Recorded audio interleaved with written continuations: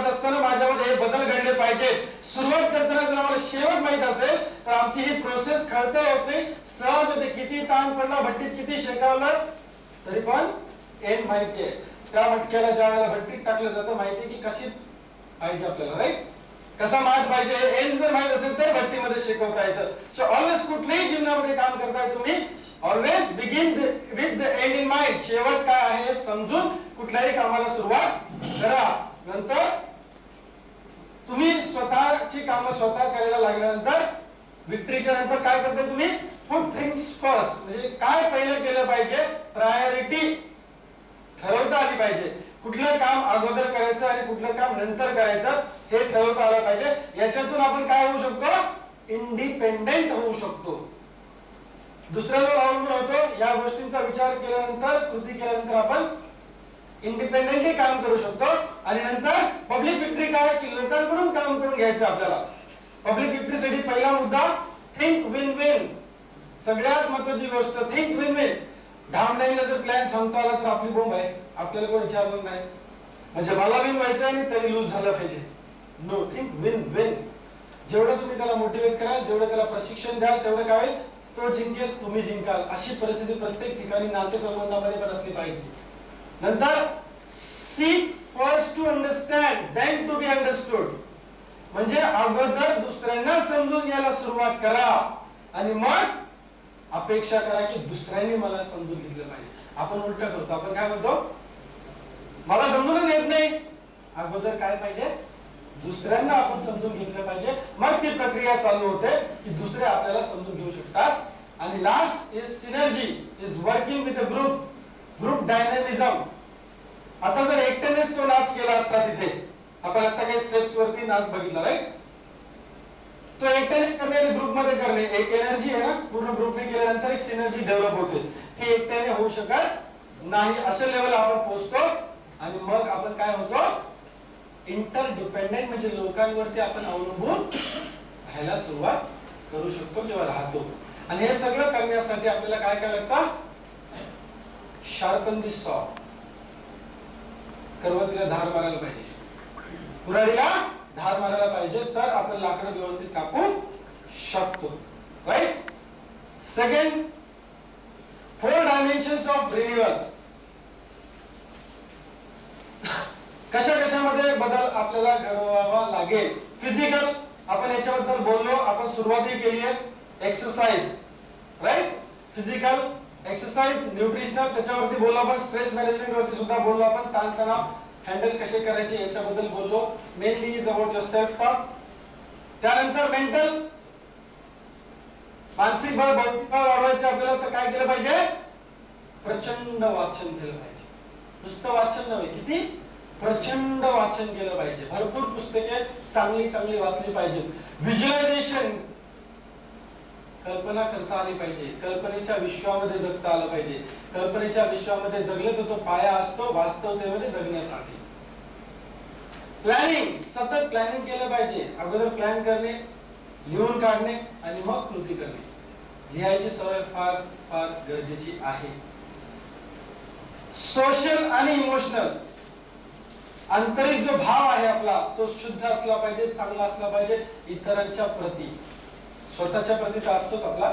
Service देण्याची capacity असली पाहिजे, मानसिकता असली पाहिजे आणि दया भावना दाखवता एम्पॅथी, मागाशी जे आपण बघितलं की एम्पॅथी असली पाहिजे. सिनर्जी म्हणजे ग्रुपमध्ये काम करण्याची सवय असली पाहिजे किंवा चांगलं वाटलं पाहिजे ग्रुपमध्ये काम करताना. जर ग्रुपमध्ये काम करताना आपल्याला चांगलं वाटत असेल तर something is wrong in ourself, not in the group. Intrinsic security, भीती नाही वाटली पाहिजे, इनसिक्युअर वाटलं नाही पाहिजे आपल्याला. मी सुरक्षित आहे समूहामध्ये असं वाटलं पाहिजे. स्पिरिच्युअल इज व्हॅल्यू क्लॅरिफिकेशन, आपल्या जीवनाची तत्व जी आहे ती क्लिअर पाहिजे आपल्या स्वतःला, की कुठल्या तत्वांवरती आधारित माझं मी जीवन जगतोय, चांगल्या की वाईट. मी ज्या काही कमिटमेंट देतोय लोकांना त्या कमिटमेंट मी पाळतोय का, वचनबद्धता माझ्यामध्ये आहे का, मी सतत अभ्यास करतो का, ट्रेनिंग प्रशिक्षण घेतो का, मी अंतर्मुख होतो का, म्हणजेच मी मेडिटेट करतो का, मी मौनामध्ये राहतो का. ह्या चारही डायमेन्शन्सनी आपल्याला स्वतःमध्ये बदल घडवायचा, म्हणजे it will be a renewal. It will be a good program of renewal for us. Upward spiral काय सांगतो? इट स्टार्ट्स फ्रॉम लर्निंग, शिकणे, कमिट करणे आणि ग्रो करणे. It is learn, commit and do. Learn, commit, do. Learn, commit, do. शिका, जे शिकलेलं आहे ते मी करणारच. कमिटमेंट द्या स्वतःला आणि ते करा. नुसतं ठरवून उपयोग नाही. Doing is more important. ह्या 4 दिवसांमध्ये आपण खूप काही गोष्टी शिकत आलेलो आहोत. So learn, commit and do. Learn, commit and do. Learn, commit and do. Very very important. कसं चक्र फिरतं लक्षात आलं डेव्हलपमेंटचं? Proactive, one of the very very important session. Proactive model. जर आपल्याला पुढाकार घ्यायचा असेल तर पुढाकार घेत असताना मी खूप वेळा हे बोलणं झालेलं आहे, ऐकलेलं आहे तुम्ही कदाचित ग्रुप लीडर मध्ये. पहिल्यांदा ऐकताय असं ऐका. आता उत्तेजक परिस्थिती निर्माण झाली, स्टिम्युलस, एखादी परिस्थिती समोर उद्भवलेली आहे, तर ही परिस्थिती उद्भवल्यानंतर माझ्या समोर काय असणार आहे? स्वातंत्र्य असणार आहे की कसा रिस्पॉन्स द्यायचा. मी लक्षात आलं? माझ्या समोर एखादी मुलगी बॅग घेऊन आली आहे, हे बघ 25 तोळे सोनं आमच्या घरात होतं, ते मी घेऊन आले, आता चल पळून जाऊ. आपल्या दोघांचं एकमेकांवर खूप प्रेम आहे. उत्तेजक परिस्थिती जीवनामध्ये निर्माण झाली. तर मी पळून जायचं की नाही जायचं हा चॉईस. इमिडिएट रिएक्शन आहे, बरं झालं 25 तोळे, आता तिच्यावरची नजर हटली, आता 25 तोळ्यावर आले. अशी रिएक्शन एखादी येऊ शकते. तर चल तू सांगतेस ना बिंदास, चल निघून जाऊ. रिस्पॉन्स डायरेक्ट झाला, चॉईस नाही. राईट? आपल्याला काय? फ्रीडम टू चूज, म्हणजे स्वातंत्र्य आहे आपल्याला निवड करण्याचा. आणि ते कशाच्या आधारावर हे लक्षात घ्या. त्याला 4 उपविभाग आहेत. पहिला आहे जागरूकता, सेल्फ अवेअरनेस म्हणजे जागरूकता. दुसरा आहे कल्पकता, इमॅजिनेशन. तिसरा आहे कॉन्शियस म्हणजेच सत विवेक, बुद्धी. आणि शेवट आहे विल पॉवर, इंडिपेंडेंट विल म्हणजेच इच्छा शक्ती, स्वतःची स्वतंत्रता. इच्छा शक्ती, स्वतंत्र इच्छा. ह्या 4 गोष्टींचा विचार केल्यानंतरच उत्तेजक परिस्थितीवरती निर्णय घ्यावा लागत नाही, तो आपोआप येतो. Very very very very important. हा आपल्या पोर्शन मध्ये फार महत्वाचा पार्ट आहे. निर्णय चुकणार नाहीत. 95% निर्णय तुमचे योग्य ठरतील. 5% निर्णय कदाचित प्लस मायनस होण्याचा चान्स आहे. जर नैसर्गिक आपत्ती ओढवली तर. नैसर्गिक आपत्ती ओढवली तरच निर्णय चुकतील. अदरवाईज छोट्यातला छोटा निर्णय, गाडी घेण्याचा निर्णय असेल, बंगला बांधायचा निर्णय असेल, लग्न कार्य असेल, बिझनेस मधला निर्णय घ्यायचा असेल, हे सगळे निर्णय याच्या कक्षेतून घालवायचे आपल्याला. पहिलं काय? जागरूकता. त्या एखाद्या परिस्थितीविषयी आपण जागरूक असणं गरजेचं आहे. काय घडतंय, काय घडत नाहीये, बाजारामध्ये काय स्थिती आहे, घरामध्ये काय स्थिती आहे, माझी काय स्थिती आहे, जागरूक राहणे. एखाद्या इश्यू वरती जर आपल्याला निर्णय घ्यायचा असेल तर मी काय केलं पाहिजे? जागरूक असलं पाहिजे. डेटा कलेक्शन झाला पाहिजे. अवेअरनेस. मला वडापावची गाडी टाकायची, मी कुठेतरी चांगला वडापाव खाल्ला, माझी उत्तेजक परिस्थिती यस करायला पाहिजे. आता मी पहिलं काय करायला पाहिजे? जागरूक राहिलं पाहिजे. जागरूक काय? लोक वडापाव कडनं मॅकडॉनल्ड्स कडे निघाले, बर्गर कडे निघाले. वडापावची गाडी का चालते, कुठे चालते, कशामुळे चालते, इन्फॉर्मेशन कलेक्शन. मी निर्णय घेतलेला चांगला आहे का वाईट आहे मी आता बघत नाही. यशस्वी लोक त्या बिझनेस मध्ये काय करतायत ते बघितलं. एकच जोशी वडेवाला फेमस झाला पुण्यामध्ये. भारतीय वडेवाल्याने ट्राय केला, तेवढा सक्सेस मिळालेला नाहीये. दोन्हीची मी काय करणार आहे? डेटा रिकव्हरी करणार आहे का डेटा कलेक्ट करणार आहे. भारतीय वडेवाला का फेल झाला, जोशी वडेवाला का सक्सेसफुल झाला, कुठे कुठे गाड्या चालतात, कुठे कुठे आउटलेट यशस्वीरित्या चालतात, कॅम्पस का चालत नाहीत, बाजारपेठेमध्येच का चालतात, ऑप्शन नसतो. हा डेटा कलेक्ट करतोय, लक्षात घ्या. आपण आपला निर्णय चुकीचा किंवा बरोबर अजून आपण ठरवलेला नाही. आपण जागरूक होतोय. अजून 2 वर्षांनंतर काय होईल? लोक खरंच वडापाव खातील का खरंच बर्गर जसा मॅकडॉनल्ड मध्ये मिळतो तसे बर्गरची छोटी छोटी दुकान निघतील? होऊ शकतंय का असं? काय परिस्थिती आहे मुंबईमध्ये जम्बो वडापाव? पुण्यामध्ये आला होता, फेल झाला, लक्षात घ्या. म्हणजे जी मुंबईत चालू शकते ती गोष्ट पुण्यात चालू शकतेच का असं नाही. ठाण्याला आहे ना मोठा जम्बो स्टेशनच्या बाहेर, आहे की नाही? खूप वर्षांपूर्वी मी खाल्ला होता, अजूनही असेल कदाचित. कुंची का बस राईट. तर पुण्यात पण लोकांनी प्रयत्न केला पण चालू नाही, लक्षात घ्या. मग त्यांनी स्टडी कदाचित पूर्ण केला नसेल की तिथे का चालतो तिथे का चालत नाही. लक्षात आलं? जागरूक राहणे म्हणजे डेटा कलेक्ट करणे. मग तुम्हाला स्कूटी घ्यायची असेल, तुम्हाला मर्सिडीज बेंझ घ्यायची असेल, उत्तेजक परिस्थिती तुम्ही घेतली गाडी पण घेतो, उत्तेजक परिस्थिती निर्माण झाली, जागरूक आहात का तुम्ही? तुमची स्थिती काय आहे, तुमच्यावर कर्ज किती आहे, तुमचं कर्तव्य अजून काय काय आहे, बहीण लग्नाची आहे, भाऊ लग्नाचा आहे, ऍडमिशनला डोनेशनला पैसे वगैरे, हे डेटा कलेक्ट. जागरूक राहायचं आपण. वस्तुस्थिती काय आहे, कम टू दी पॉइंट नाव लेवल. बरोबर आहे? डेटा कलेक्शन लिहून काढायचं आहे. डेटा सगळ्यात महत्त्वाची गोष्ट काय, टक टक टक टक टक टक लिहून काढायचं. सेकंड पॉइंट काय होतो, हा डेटा कलेक्शन निर्णय तुम्ही घेत नाही, चांगला वाईट तुम्ही आता ठरवतच नाही आहात. सेकंड इज इमॅजिनेशन, कल्पकता. वडापावची काढी टाकायचा विचार मी करतोय, काय होऊ शकतंय, काय होऊ शकतंय, टाकली तर काय होईल, टाकली तर काय होईल, काय होईल, काय होईल, काय होईल, काय होईल, काय लेवल पर्यंत इन्कम जाऊ शकते, काय होईल, तो कचरा कसा मी कुठे टाकणार, इन्कम टॅक्स कसा भरणार, हायजेनिक कंडिशन मी मेंटेन केल्या तर काय होईल, नाही केल्या तर काय होईल, काय परवाने काढले लागतील, काय काय होईल, काय होईल, काय होईल. एकच गोष्ट तुम्ही स्वतःला विचारताय की हे केल्यानंतर काय होऊ शकते, काय होऊ शकते. मी वडापाववाला म्हणून फेमस होईल किंवा मी बदनाम होईल किंवा मला बंद करावं लागेल तर का बंद करावं लागेल. टक टक टक टक टक टक टक टक कल्पकता वापरायची, इमॅजिन करायचंय. आणि प्रत्यक्षात नुकसान होण्यापेक्षा इमॅजिन केलं आणि कळलं की नुकसानीचं आहे तर आपल्या निर्णयापर्यंत पोहोचता येईल. हा डेटा आहे. परत शेती घ्यायची असेल, जमीन घ्यायची असेल, बिल्डिंग बांधायची असेल, आहे ती गाडी विकायची असेल, काय होऊ शकते, काय होऊ शकते, काय होऊ शकते, काय होऊ शकते. मी ज्यावेळेला 2008 साली मारुती विकली त्यावेळेला विकावी लागली मला फायनान्शियल कंडिशनमुळे.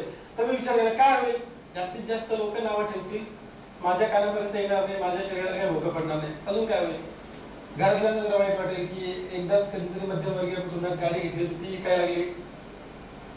माझी कल्पना काय, ती विकली, अजून मोठी घेता येईल. दुसरं काय, थोडीशी गैरसोय होईल. लग्नानंतर बायकोने 4 व्हीलर सोडून कधी बसलेलीच नव्हती, सहज जायची इकडे तिकडे म्हणून 2 व्हीलर ठीक आहे. एसटीचा प्रवास तिने लग्नानंतर कधी केलाच नाही, क्वचित केव्हा तरी करावा लागला. मग काय, थोडस कदाचित तिथे ऍडजस्टमेंट करायला लागेल. अजून काय होईल, अजून काय होईल, अजून काय होईल, अजून काय होईल. मला प्रेरणा मिळेल, जेवढा तुला त्रास व्हायला लागेल तेवढी मला अजून प्रेरणा मिळेल. मोठी गाडी घ्यायची, मोठी गाडी घ्यायची, मोठी गाडी घ्यायची वगैरे वगैरे. राईट. सो एव्हरी डिसिजन पहिला डेटा कलेक्शन. पहिले जे 2 पार्ट आहेत, बाजारपेठेमध्ये काय, घरामध्ये काय, स्वतःची स्थिती काय आणि इमॅजिन काय होऊ शकते, काय होऊ शकते, काय होऊ शकते, काय होऊ शकते. बरोबर. ह्या 2 पॉइंट मधनं काय मिळणार आहे तुम्हाला, डेटा कलेक्ट होणार आहे जो तुम्ही लिहून काढणार आहात. आणि तिसरं सत्सद विवेक बुद्धी कशावरती काम करते. तुम्ही मेंदूला ताण दिलेला, मनाला ताण दिलेला. सो आतून जो आवाज येतो ना तो दिलेल्या डेटावरून येणार आहे. ती 25 तोळ्याची बॅग घेऊन आली म्हटलं आपण, अरे वा बरं झालं. अजून एनालिसिस केलेले, ते कुठल्या धर्माची आहे, मी कुठल्या धर्माचे, आंतरजातीय विवाह केल्यानंतर काय, जागरूकता. समाजामध्ये असं आंतरजातीय विवाह केलेल्या लोकांची स्थिती काय आहे. 70 दशकामध्ये काही लोकांनी लग्न केली, लव्ह मॅरेजेस केले, मग 80च्या दशकामध्ये केली. काय झालं, काय नाही झालं, काय होऊ शकतं, काय नाही होऊ शकत. इमॅजिनेशन. मुलं झाली तर मुलांचं काय होईल, त्याला ह्या जातीचा म्हणायचा का त्या जातीचा म्हणायचा की कंबाईन जातीचा म्हणायचा. फॉर एक्झाम्पल ही जमीन कोणाचे, गोखले आणि काळे, त्यांचे फॉर्मचं नाव काय, गोका. असा आपला धर्म काही नवीनच निघेल का मुलांचा. त्यांना मामी असणार आहे का, मामी त्याला जवळ करेल का, मामा त्याला जवळ करेल का, का तर ही गोका आहेत. इमॅजिनेशन ना.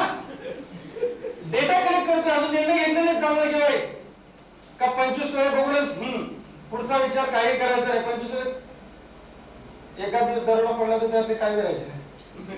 म्हणजे निर्णय कशावर आधारित असावेत. लक्षात आलं. या सगळ्या कल्पकतेमधून मग आपण डेटा कलेक्ट करतो. मग आंतरिक आवाज नाही पुढं पुराचं काही खरं नाही. आणि कित्येक लोकांचा डेटा असा सांगतो की पहिले वर्ष 2 वर्षांचं लग्न झालं की सगळं संपलं. त्या 2 वर्षासाठी एवढा मोठा निर्णय घ्यायचा का मी, आंतरजातीय विवाह करायचा का. मी त्याच्या फॉर किंवा बरोबर असं मी म्हणत नाहीये. मी एक उदाहरण का दिले की ते समजावं म्हणून. आणि ज्याचे त्याचे निर्णय जो तो घेणार आहे सगळं समजल्यावर. बरोबर. तर आतून तुम्हाला डोक्यात नाही, लक्षात घ्या. आतून काय वाटते, दॅट इज सत्सद विवेक बुद्धी. काय वाटते डेटा दिल्यानंतर, अगोदर नाही. अगोदर जाऊ दे 25 पण नको आणू, ते परत जुन्या, पण आपण जाऊ आळंदीला जाऊ, लग्न करू, भिकाऱ्यागत राहू, झोपडीत राहू, हे डायरेक्ट नाही. ज्या वेळेला डेटा पुरवलेला आहे मग काय वाटतंय, राईट? नाही असे मला काय अमेरिका जाऊन स्थायिक राहायचंय, नाव बदललं तरी काय फरक पडत नाही, आणि ते मामा असलं काय नसलं काय, मी तर IT सेक्टर मध्ये मला त्या अमेरिकेत जाऊन स्थायिक व्हायचं नाही. ते 2 वर्षांनी जे मुलं बाळांना कोण नावं ठेवायचं नाही, त्यांना धर्म राहील नाही हे माहित नाही. म्हणजे त्या काय झालं होतं, हा डेटा कलेक्ट झाल्यानंतर काय होईल काय होईल काय होईल, आणि जागरूकता मार्केटमध्ये काय काय काय काय काय काय झालं. आतून जे वाटतंय तो आवाज तुम्ही स्वीकारणार आहात, आणि जे वाटतंय ते करण्यासाठी तुमच्याकडे इच्छा आहे, शक्ती आहे का, इच्छाशक्ती आहे का, बरोबर? नाही हे सगळं ओके आहे, पण आपण भेटणार आहोत. आपण पळून जाऊन भावनाला सुद्धा बोलून लग्न करून घेऊ शकत नाही, हिंमतच नाही. खायचे प्यायचे वांदे, ते 25 तोळे एक एक तोळा करून दर महिन्याला ऐकावं लागेल. 25 दिवसानंतर काय करणार, किंवा 25 महिन्यानंतर काय करणार? मग इच्छा शक्ती आहे का, मी हे सगळ्यावरती मात करू शकतो? इच्छा आहे पण शक्ती आहे का, की मात करू शकतो का? समाजाला तोंड देऊ शकतो का? आई वडिलांना तोंड देऊ शकतो का? जे काही नकार घंटा वाजणार आहे त्याला मी प्रतिकार करू शकतो का, त्याला कॉन्कर करू शकतो का, त्याचा विजय मिळू शकतो का? एवढी ताकद माझ्यामध्ये आहे का? 4 महत्वाचे पॉइंट्स कुठलाही निर्णय घेण्यासाठी: जागरूकता, कल्पकता, सत्सद विवेक बुद्धी आणि इच्छाशक्ती आहे का? हे असल्यानंतर, पडताळल्यानंतर तुम्ही जो निर्णय घ्याल तो तुमच्यासाठी योग्य असणार आहे. 95% निर्णय बरोबरच राहतील, पण 5% निर्णय तुम्ही सगळं व्यवस्थित विचार केला आणि तुम्ही लग्न करायचं ठरवलं त्या मुलीबरोबर, आणि तुम्ही एसटीत बसले, यशस्वी यशस्वी होण्यासाठी किंवा सुंदर जीवन जगण्यासाठी बसले, आणि दिवे घाटातून ती एसटी, त्याला काय करू शकतो? सगळा अभ्यास केला होता, व्यवस्थित सगळं होणार आहे, पण निसर्गापुढे आता त्या ड्रायव्हरच्या हातात ब्रेक आपण द्यायचा का, त्या पायात आपण सांगायचं का ब्रेक फेल झाला तर काय करणार? नॅचरल कॅलॅमिटीज, असे बरेचसे निर्णय जपानमध्ये लोकांनी घेतले असतील, पण सुनामी आली, नॅचरल कॅलॅमिटीज. आम्ही निर्णय घेतला चांगला बिझनेस करायचा, ह्या करायचं त्या करायचं, 2 महिन्यामध्ये सिटी बँकेचा दिवाळखोर निघाला आणि जागतिक मंदी आली, राईट? ही नॅचरल कॅलॅमिटी आहे. 2 महिन्यापूर्वी कोणीच विचार केलेला होता, अचानक सिटी बँकेचा भोपळा फुटला आणि मग चक्र उलट्या दिशेने व्हायला लागली. Natural calamity. तर सिटी बँकेने कोणते काहीतरी करावं, आमच्या इथे चिंचणमध्ये कुणाच तरी बिझनेस कोलॅप्स व्हावा, काही संबंध नसताना इफेक्ट ना, याचा परिणाम त्याच्यावर, त्याचा परिणाम त्याच्यावर, त्याचा परिणाम त्याच्यावर, त्याचा परिणाम त्याच्यावर, साखळी आहे सगळी. नेटवर्किंग आहे, सगळं नेटवर्किंग आहे. लक्षात घ्या, नेटवर्क मार्केटिंग म्हणत नाही, सगळं नेटवर्किंग आहे, बरोबर? ऑस्ट्रेलियामध्ये कालच मला इन्फॉर्मेशन, कदाचित ते बोलून पण दाखवतील, यमाजी मालकरचे उद्या येणार आहेत आपल्याकडे. ऑस्ट्रेलियामध्ये दरवर्षी जर 3 लाख नवीन लोक त्या देशात जाऊन नाही राहिली तर त्यांची अर्थव्यवस्था कोलमडीला निघेल. 3 लाख ग्राहक त्यांना दरवर्षी नवीन आवश्यक आहे, बाहेरून जगातून. लोकसंख्याच नाहीये. जर कोणी वाहन नाही घेतलं तर टायरचं मॅन्युफॅक्चरिंग बंद पडेल, परत चाक पण भरणार नाही, सीट पण भरणार नाही, पत्रा भरणार नाही, आणि तिथे काम करणारे लोक मग किराणावाले दुकानात जाणार नाही, सुपर मार्केट जाणार नाही, केस कापायला पण जाणार नाही, असे राईट? इंटरडिपेंडिंग आहे सगळं. 3 लाख दरवर्षी तर 3 लाख नवीन लोक आवश्यक असतात. ते वेलकम. 3 लाख लोक आमच्या देशातून राहा, गरजा वाढवा स्वतःच्या, म्हणजे आमचा उद्योगधंदा वाढेल. दरवर्षी एवढे लागतात, बरोबर? आणि समजा जगात असं तिकडे एखादी रोगराई पसरली ऑस्ट्रेलियामध्ये, लोक जातील का दरवर्षी 3 लाख? ते बोलवतील, पण जातील का? तर नॅचरल कॅलॅमिटी आली, राईट? त्यांनी कल्पकता वापरली, हा डेटा आला कुठून? काय होईल काय होईल काय होईल मधूनच आला ना डेटा. मग त्यांनी ओपन केलं की 3 लाख आलीच पाहिजे, राईट? क्लिअर? आता काय प्रॉब्लेम नाही, प्रोएक्टिव्ह राहायला आपल्याला निर्णय घ्यायचा, जबाबदारी स्वीकारायची म्हणजे निर्णय घ्यायचा, बरोबर? So we are very clear about that. लोक व्यवहार करत असताना, लोकांशी बोलताना, लोकांशीच आपण बोलणार, लोकांशीच आपण व्यवहार करणार. नेहमी इतरांशी वागताना आपल्याला कसं वागलं पाहिजे? करेजियस, हिम्मत, बरोबर? You should be courageous. अंदर की ताकत होना बहुत जरूरी है. आणि दुसरी गोष्ट, दुसऱ्यांचा विचार म्हणजे कन्सिडरेशन, दुसऱ्याचाही विचार केला पाहिजे. नुसती हिंमत असून चालणार नाही, नुसतं बळ आंतरिक असून चालणार नाही, दुसऱ्यांचा विचार केला पाहिजे. जर समजा तुम्ही असे केलं, हा ग्राफ आहे, इकडे लो आहे तिकडे हाय आहे, इकडे लो आहे तिकडे हाय आहे, कमी जास्त कमी जास्त. हिंमत जर कमी असेल तर काय होईल? दुसऱ्यांचा विचार आपण जास्ती करतोय, स्वतःबद्दल आत्मविश्वास नाही, स्वतःमध्ये आत्मविश्वास नाहीये, दुसऱ्यांचा विचार करतोय आपण, तर काय होऊ शकतं? किंवा आत्मविश्वास आहे आणि दुसऱ्यांचा विचारच फक्त करतोय तर काय होईल? आणि शक्यतो 4 आहे त्याच्यामध्ये, थोडंसं ऐकून घ्या नंतर लिहा. पहिली गोष्ट आपण बघू, लूज लूज कधी होतं? आत्मविश्वासाचा अभाव, आत्मविश्वास कमी, करेज कमी, दुसऱ्याचा विचार करत नाही, तर काय होणार आहे? तुम्ही पण गमावणार आहात आणि तो पण गमावणार आहे. Lose lose, right? त्यानंतर आत्मविश्वास कमी आहे, सॉरी हाय आहे, आणि दुसऱ्याचा विचार कमी करताय तुम्ही.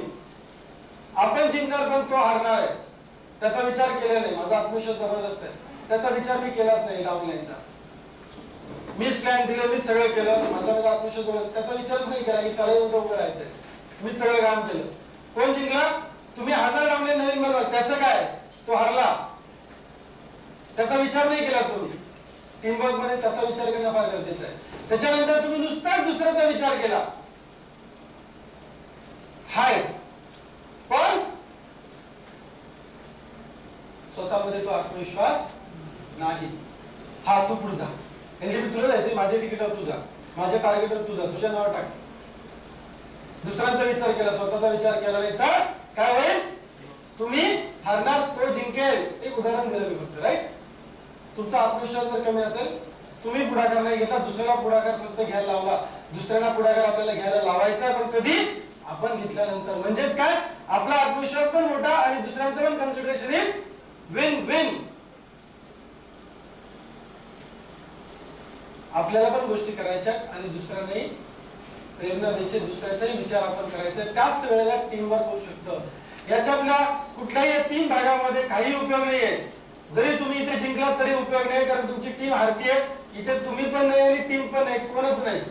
इथे तो जिंकतोय, तुम्ही नाही, तुम्ही जास्ती दिवस बिझनेस मध्ये राहणार नाही. लोक व्यवहारामध्ये सुद्धा हेच घडणार आहे, नातेसंबंधामध्ये हेच घडणार आहे.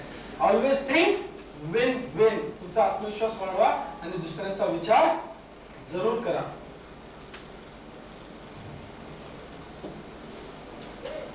लेवल ऑफ कम्युनिकेशन, बऱ्याच लोकांना अडचण आहे ना. लेवल ऑफ कम्युनिकेशन मध्ये काय? विश्वास. त्या नातेसंबंधामध्ये काय पाहिजे? विश्वास. हा परत एक ग्राफच आहे.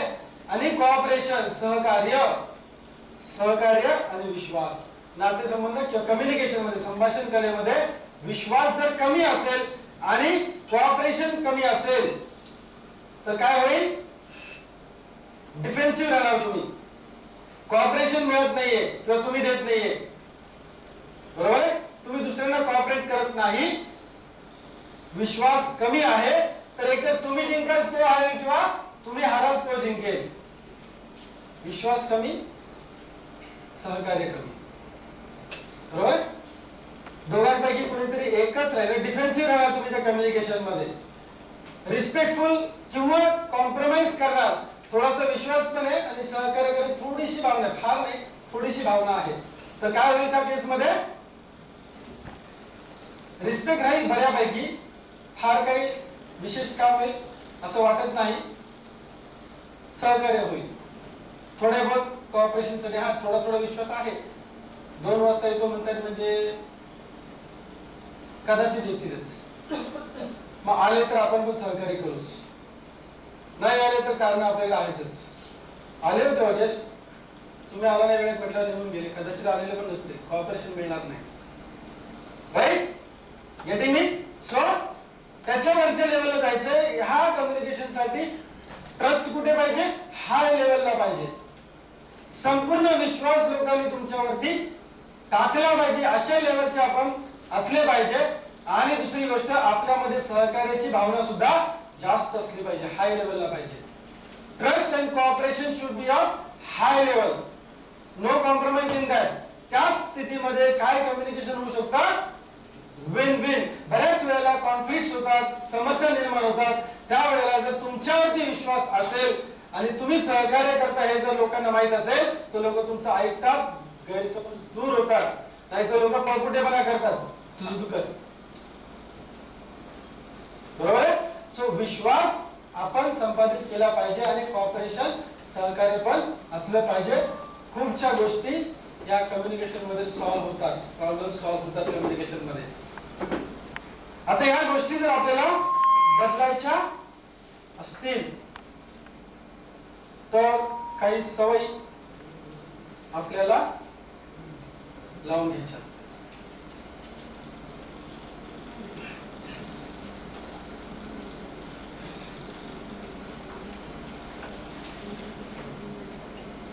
काही गोष्टी पारंपरिक आपल्या डोक्यामध्ये आहेत. त्याला म्हणतो आपण break from traditional wisdom. Wisdom म्हणजे putting your knowledge into action is wisdom. माहिती, ज्ञान आणि आत्मज्ञान फरक आहे. माहिती असणं कानाला हवा लागली, ज्ञान थोडंसं आतमध्ये गेलं, इथे लागलं, आणि आत्मज्ञान म्हणजे त्याप्रमाणे आपण कृती केली म्हणजे ते आपलं आत्मज्ञान. That is called as wisdom. बरोबर आहे. माहिती, ज्ञान, आत्मज्ञान. माहिती असून उपयोग नाही, सिगरेट हानिकारक आहे, माहिती असून उपयोग नाही. ज्ञान आहे, कॅन्सर होतो, पटलं मला, मी डोळ्याने बघितलं 4 लोकांना कॅन्सर झालाय सिगरेटमुळे. ओके, आता मी सिगरेट सोडली तर ते माझं आत्मज्ञान, कारण त्या ज्ञानातून माझी कृती बदलली. त्याला म्हणतो आपण इंग्लिश मध्ये wisdom. Information, knowledge and wisdom. तर आपल्यामध्ये असे पारंपरिक आत्मज्ञानाचा भाग आहे, तो चुकीचा की बरोबर तेही आपण बघू. Towards 7 habits principles. आपण पुढे चाललोय 7 बेसिक तत्वांकडे चाललेलो आहे. आता सवय number 1, we are a product of our environment and upbringing. आपण काय आहोत? आपल्याला काय वाटतं आपण काय आहोत? आपल्या सभोवतालमध्ये जी काही परिस्थिती होती त्या परिस्थितीमध्ये आम्ही वाढलो म्हणून आम्ही असे. एक सवय लागली आम्हाला. मी असं का आहे? कारण माझं सराउंडिंग तसं आहे, मला असंच वाढवलेलं आहे म्हणून मी तसा आहे. याच्या अपोजिट चांगली तत्व काय आहे? चांगली तत्व म्हणजे we are a product of our choices. Our environment and upbringing. Choice आहे. धीरूभाई अंबानी छोट्याशा घरामध्ये जन्माला आला, छोट्याशा गावामध्ये जन्माला आला. त्या गावामध्ये खूप लोक जन्माला आले, त्यांनी निर्णय घेतला, त्यांनी चॉईस केला, बडे सपने देखो. परिस्थिती त्याच्या बाकीच्या मित्र परिवारांसाठी पण तशीच होती कदाचित. बघितलं आपण घर. त्यांनी चॉईस काय केला? सपने. He has made a choice. ही नवीन सवय आपल्याला लावायची. इतर लोकांप्रमाणे आपण दोष देत बसणार नाही परिस्थितीला, त्याच्यावर मात करणार. कारण आपल्याकडे चॉईस आहे. आता आपल्याला निवड करण्याचं स्वातंत्र्य आहे. उत्तेजक परिस्थिती निर्माण झाली की रिस्पॉन्स कसा द्यायचा त्याच्या अगोदर निवड करायची. काय काय 4 मुद्दे? जागरूकता, कल्पकता, सद्विवेक बुद्धी आणि इच्छाशक्ती. बरोबर. आता नैसर्गिक आपत्ती काय? धीरूभाई अंबानी 2 जुलैला 2002 ला 6 जुलैला 2002 ला निघून गेले. तोपर्यंत 40 पैसे मोबाईल आलेला नव्हता. लक्षात घ्या. पण तुम्ही काय ऐकलं? वेणुगोपालने काय सांगितलं? 15 साल पहले उन्होंने भारत को बताया था 40 पैसे पोस्ट कार्ड की कीमत में. लक्षात घ्या, ज्यावेळेला रिलायन्सने मोबाईल लॉन्च केला त्यावेळेला ते नव्हते हयात, तर त्यांनी सांगून गेले खरलं दुनिया मुठ्ठी में हो गई. मी एजन्सी पहिल्यांदा घेतली होती रिलायन्सची त्यावेळेला. त्यांनी फार वेगळी स्ट्रॅटेजी मार्केटिंगसाठी वापरली. सगळे एमएलएमचे लीडर्स पकडले होते मोठमोठे, कारण पब्लिसिटी लगेच होते, माउथ पब्लिसिटी लगेच होते. 10,000 रुपये डिपॉझिट ठेवलं होतं, कमीत कमी 10 कनेक्शन विकायचे, नंतर डिपॉझिट परत मिळणार नाही. दिलं होतं ना रिलायन्सने, कडा जाऊ दिले नाही. आम्ही 2च विकली. आपल्याला एक घेतला, मित्राला एक दिला, काय जमलं नाही पुढे, वस्तुस्थिती आहे. पण तिने परत केले चेक. पण ते 10 कमीत कमी भाव आहे. असे लाखो लोक त्यांनी पूर्ण भारतामध्ये एमएलएमचे लीडर्स टॅप केले होते. कित्येक कंपन्यांनी तर त्यांचे मोबाईल घुसवले मार्केटिंग मध्ये. 40 पैशात. अरे व्हिडिओ मोबाईल त्यांनी दाखवला आपल्याला, ब्लॅक अँड व्हाईट. लक्षात आहे का? बरोबर. हा, सिल्वर कलरचा. नंतर 500 रुपयात भेटायला लागला. अगोदर 10,000 रुपयाचा मोबाईल, कभी मोबाईल कभी कम्प्युटर. लक्षात आहे का? कभी मोबाईल कभी कम्प्युटर त्यांनी दाखवलं पहिलं.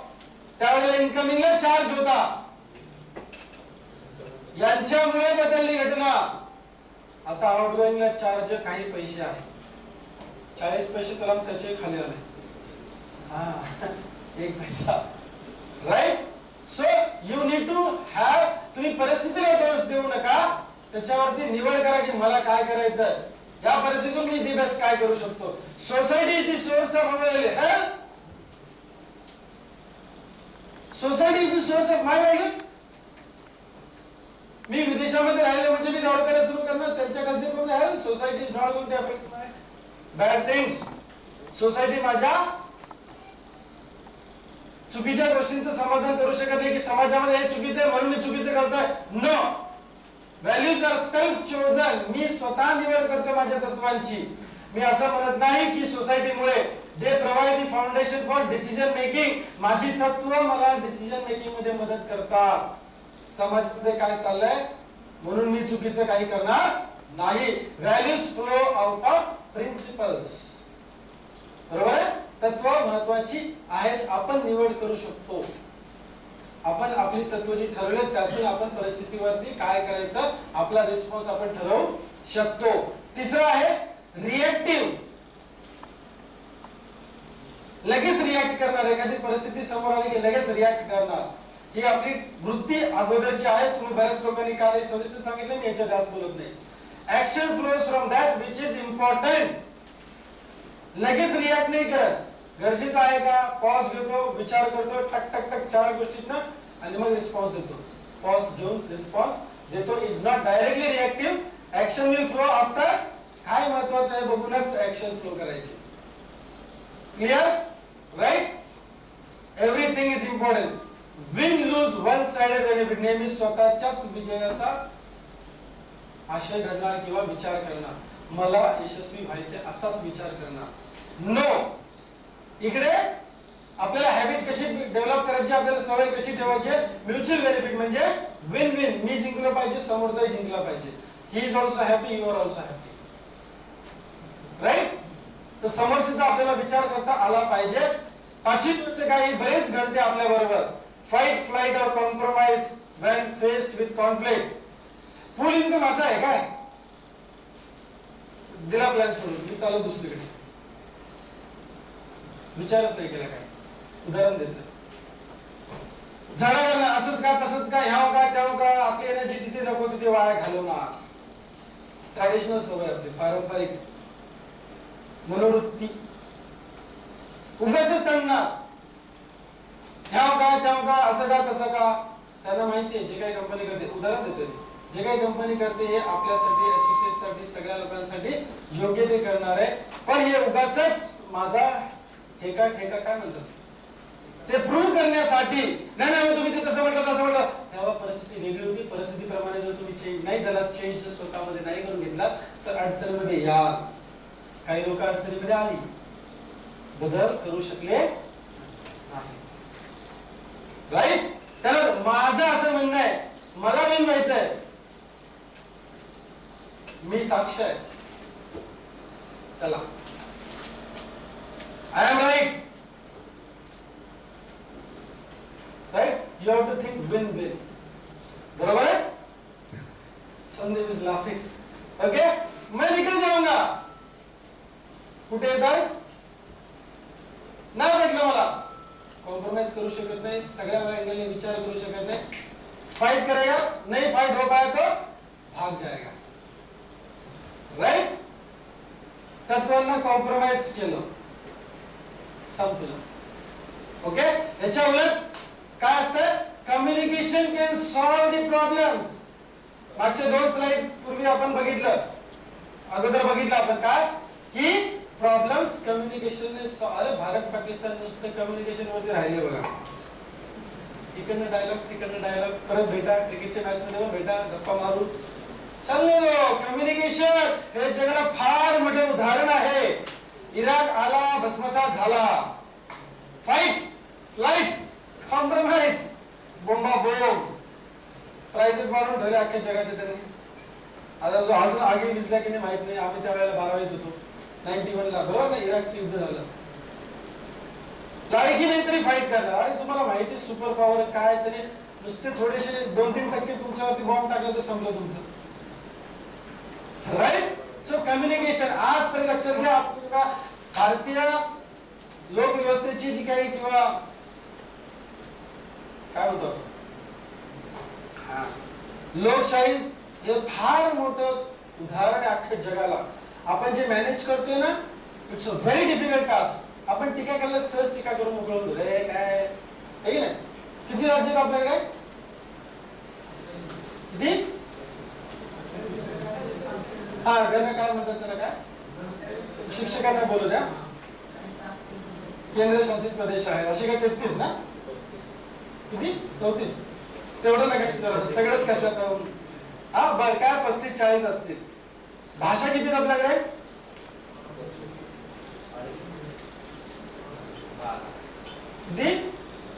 12.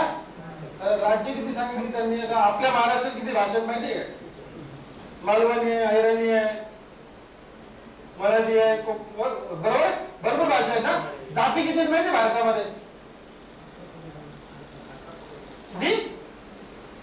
जाती किती आहेत? 6000 जाती आहेत. ह्या सगळ्यांना घेऊन भारताला पुढे न्यायचंय.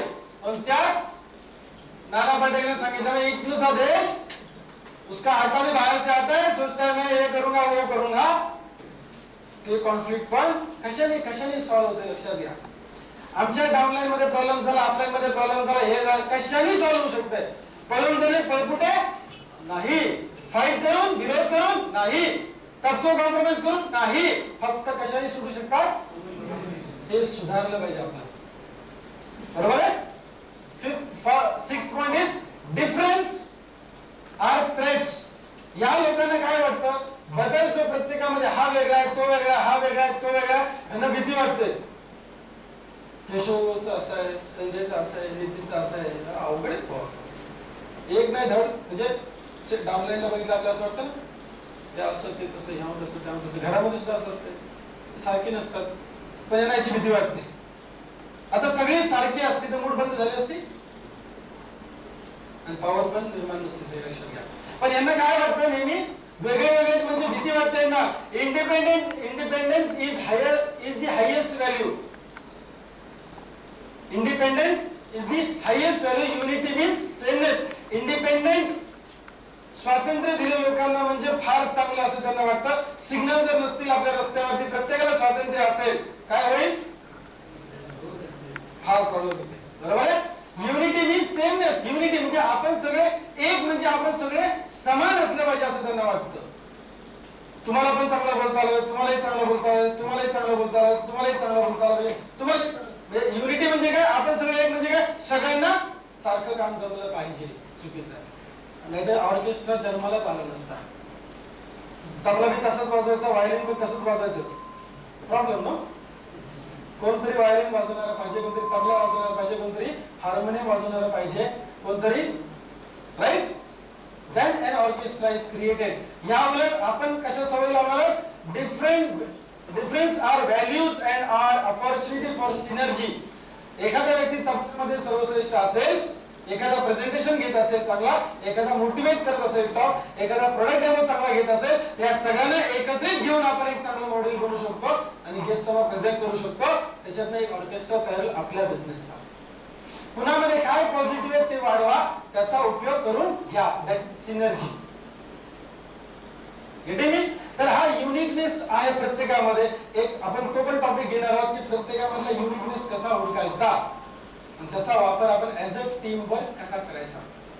बरोबर. प्रत्येक गोष्टीमध्ये, प्रत्येक व्यक्तीमध्ये काही ना काही चांगलं आहे, नाविन्यपूर्ण आहे. त्याचा वापर आपल्याला टीम मध्ये करता आला पाहिजे. प्रत्येक व्यक्ती जर तबला वाजवणार असेल तर ऑर्केस्ट्रा होऊ शकत नाही, लक्षात ठेवा. प्रत्येक जणच मोटिवेट बोलला पाहिजे असं नाही.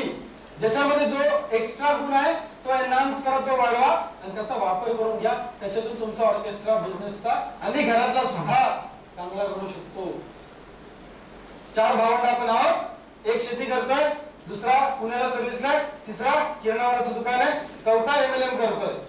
त्याला असं वाटतं सगळ्यांनी MLM केलं पाहिजे. काय शेतीत आहे बोमलाती काय, चल कोणी कुठंच नाही.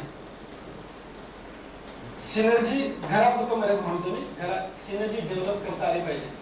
फाईन. एखाद्याचा उद्देश जीवनाचा वेगळा असू शकतो, एखाद्याचा युनिकनेसच तो असू शकतो.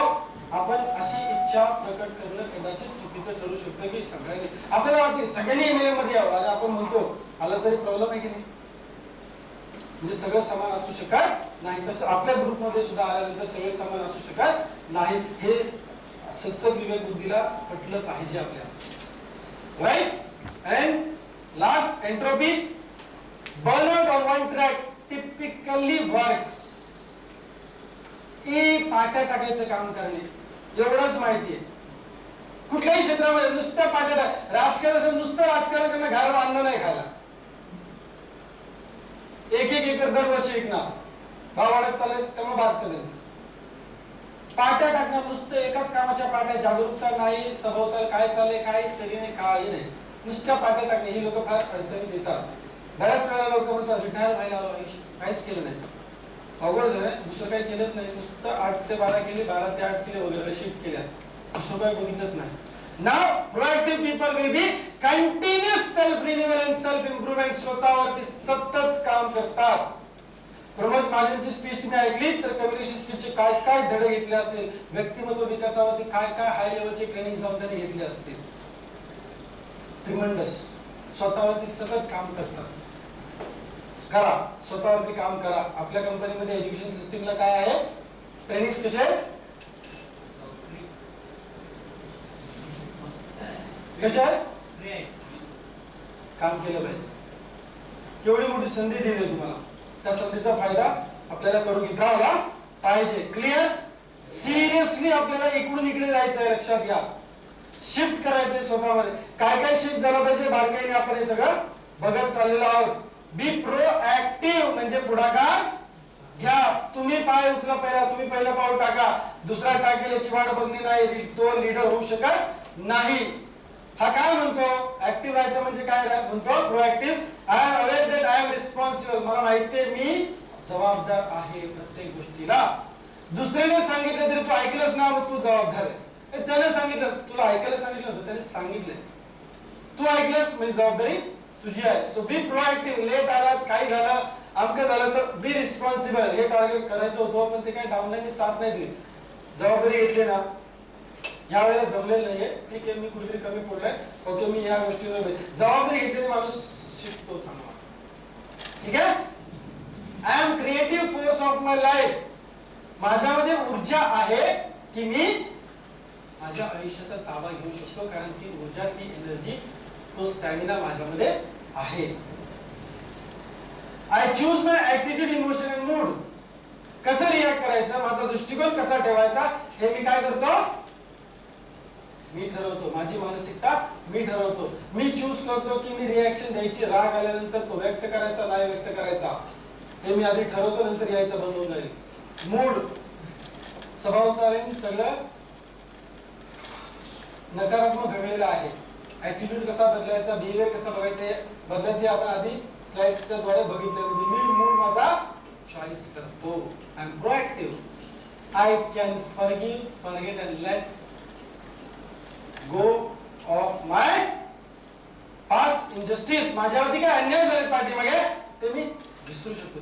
ठीक आहे ना, होता वाय फाईन झालं, आता मी काही करू शकत नाही, डोकं अजून कशाला खराब करायचं. मी लक्षात घ्या, प्रोएक्टिव्ह होणे म्हणजे माफ करणे आणि माफी मागणे फार महत्वाचं आहे. 7 habits of highly effective people. जगभरामध्ये अशा 7 गोष्टी जे यशस्वी लोक प्रामुख्याने करतातच. इगो बाळगत नाहीत, अहंकार अजिबात बाळगत नाहीत, सॉरी म्हणायला त्यांना लाज वाटत नाही. जर लाज वाटत असेल तर किती कमतरता आहे त्यांच्यामध्ये हे जाणवतं. म्हणून ही एक्सेल आपण आधीच घेतली होती, नसेल केली तरी आपल्याला पुढे जाऊन करायचीच आहे. Because we want to be proactive leader. आपण जबाबदार आहोत. ज्या लोकांनी हा पिक्चर अगोदर बघितला असेल त्यांच्यासाठी हे नाही बघितलं. अंकुश काय पैसे देऊन शिकतात लोक, मला कळत. ठीक आहे, चल हरकत नाही. झोपले तर काय त्यावेळेस, नाही तुम्ही म्हणत आता जरा रेस्ट करा, नाही म्हटल्यानंतर झोपायचं. ओके, काय दिसतंय, सुवर्ण पाहिलेस, त्यांच्यामध्ये पण नाही पाहिलं. माय गॉड, व्हेरी वर्ल्ड फेमस. किती लोक पहिल्यांदा बघतात, नाही झालं आधी कोणी बघितलंय का पहिली वेळ बघा ठीक आहे ओके हा काय दिसतंय मला सांगा जरा हात वर करून सांगायचं हा बॅचलर आहे का हातही का हरकत आहे नाही म्हणतात मी कसं ओळखणार नाही काय आम्ही बॅचलर होतो ना हा इकडे कसं हात वर आला होता हा लेडीज पाठीमागे बघते व्हेरी गुड तुमचं लग्न झालंय त्यांना मुलगी दिसली यांना लेडीज दिसली नाही बरोबर आहे ओके हा पुढे दुसरा काय दिसत नाही हा स्माइल करते लेडीज ओके गुड ऑब्झर्वेशन हा बोला काय दिसतंय हा काय करते कॅप घातली हा टोपी घातली ओके व्हेरी गुड अजून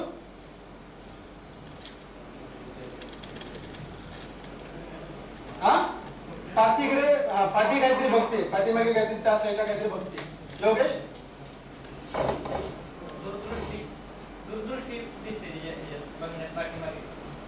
दूरदृष्टी दिसते तिच्या बघण्यामध्ये दूरदृष्टी दिसते ओके अजून बर ठीक आहे आता काय दिसतंय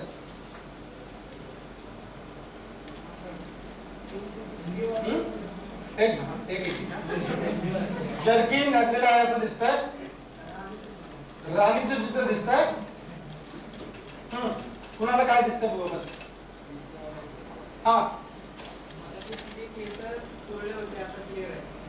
कुरळे होते आता क्लिअर केस आहेत ओके हा काय नाटक काय माकड दिसतंय बर ती कोण तो आता काय दिसत तो काहीतरी विचार करतोय हा चष्मा काढलाय की तरी पण दिसते बर ओके अजून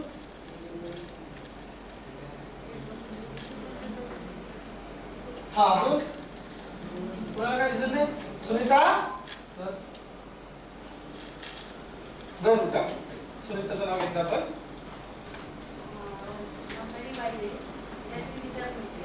म्हातारी बाई आहे काहीतरी करते तरुणी आणि म्हातारी बाई तरुण होती ती म्हातारी झाली कधी लग्न झालं आपलं किती वर्ष झाली 8 वर्ष झाली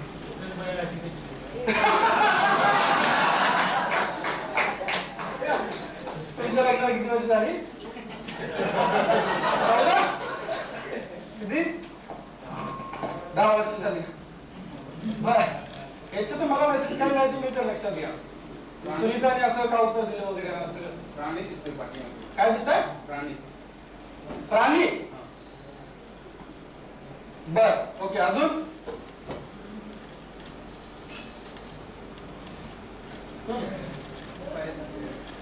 डोळे बंद करून काहीतरी विचार करते ओके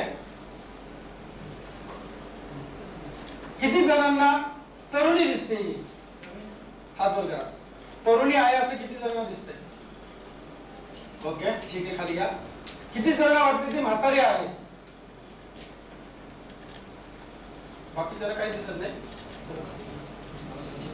बरोबर खाली हात खाली या ज्यांनी दोन्ही वेळा हात वरती नाही केले त्यांना काय वाटतंय लहान मूल झोपलेलं आहे बर दोन्ही किती लोकांना दिसतात तरुणी आणि म्हातारी दोन्ही किती लोकांना दिसतात काय करायचं तरी अजून